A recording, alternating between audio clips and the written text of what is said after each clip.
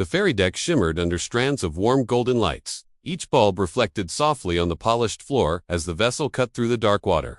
The air smelled of salt and winter, and somewhere behind the chatter of passengers, the sea whispered against the hull. Couples leaned against the railing. Children pointed excitedly toward the stars. And laughter floated like music carried by the wind. Near the far side of the deck, slightly apart from the crowd, sat a young woman in a wheelchair. She wore a simple black dress, elegant but quiet, as if she didn't want to draw attention. Her posture was straight, yet her fingers kept twisting together, betraying the thoughts she didn't speak. She tilted her head upward, eyes fixed on the sky, watching the stars the way one watches something precious but distant. She had always loved the sky, not because she could touch it, but because it reminded her that there was something vast beyond her limits.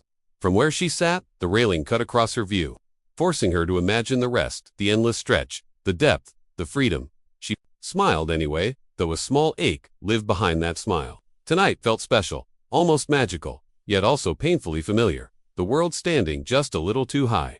As footsteps approached, she assumed it was another passerby, another life moving freely past hers. She didn't look up at first. The man who stopped beside her was used to commanding attention without asking for it. His tailored coat.com posture and quiet authority marked him as someone important, though tonight he wore no title, no spotlight. He had come to the deck to clear his mind, to escape decisions that weighed heavier than steel. When he noticed her, really noticed her, something slowed inside him. She finally turned her head toward him, her face lit softly by the deck lights, eyes open and unguarded. Then she spoke, her voice gentle but steady, as if she had rehearsed the courage for years. "Sir," she said, looking up at him with a hopeful smile, "can you lift me up to see the sky?"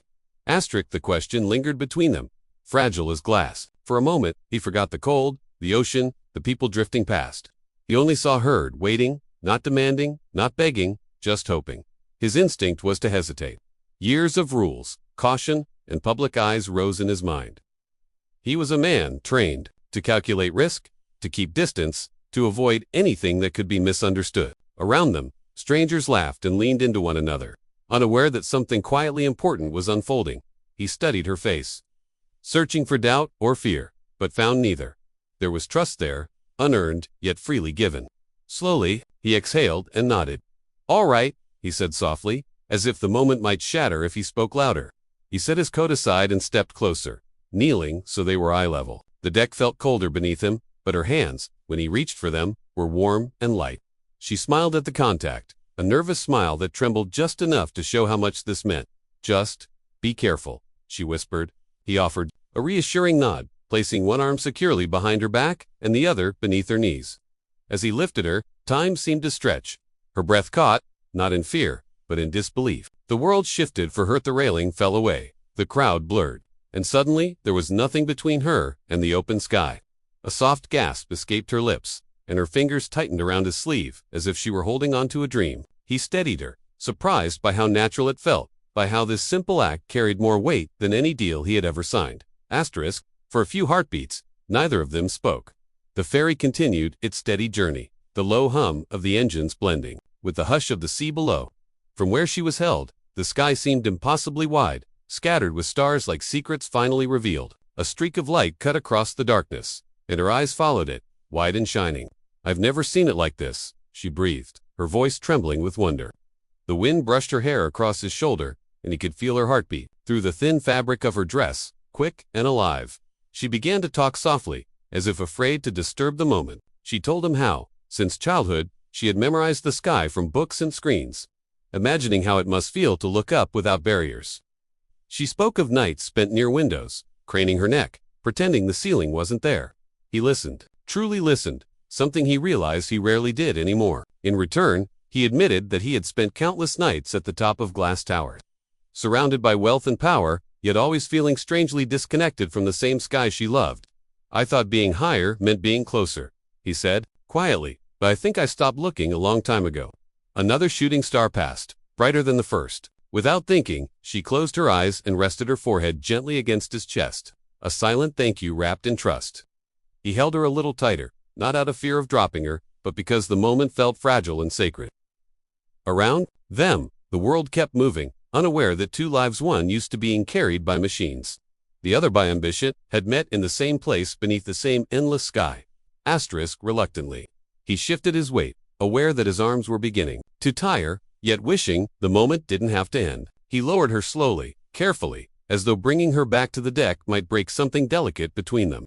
When she settled back into her wheelchair, the cold air rushed in again, and the quiet magic thinned, but it didn't disappear. Their hands lingered together longer than necessary, fingers still connected, as if neither of them was quite ready to let go. She looked up at him, her eyes glossy, reflecting the lights and something deeper. "Thank you," she said, her voice unsteady now. "People think I want big things, miracles. But sometimes I just want a different view." Her honesty struck him harder than any accusation ever could.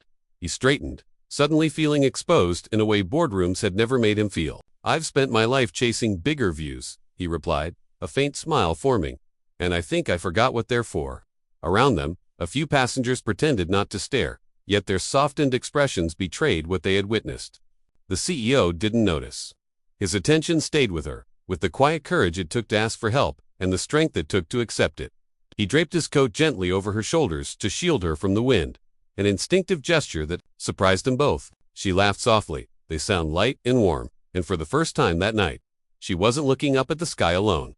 The ferry moved steadily forward, slicing through the dark water as if carrying their moment with it. They stayed side by side near the railing, no longer strangers, no longer defined by titles or limitations. Above them, the sky stretched endlessly, calm and patient. The same sky it had always been, yet it felt different now, closer somehow. She tilted her head back, smiling without effort, and he followed her gaze, realizing he hadn't truly looked up like this in years. She spoke again, quieter this time, as if confiding a secret meant only for the stars. She told him that nights like this would stay with her on the days when the world felt heavy, when doors felt too narrow and paths too steep. "I'll remember how it felt," she said, placing a hand over her heart, to be lifted without being pitied. His chest tightened at her words. He understood then that what he had given her wasn't just height, it was dignity. In what she had given him was something he hadn't known he was missing. Perspective. As the ferry lights reflected across the water. He promised nothing aloud, yet something inside him shifted permanently. He saw the world not as levels to conquer, but as moments to share. When the ferry horn sounded in the distance, signaling their nearing shore, she reached out and gently squeezed his hand. They both looked up one last time, standing and sitting side by side, equal beneath the sky. The stars remained silent, but their message was clear. Some connections don't need a future written out to be complete. That night, under an open sky, finally seen together, was enough. Asterisk.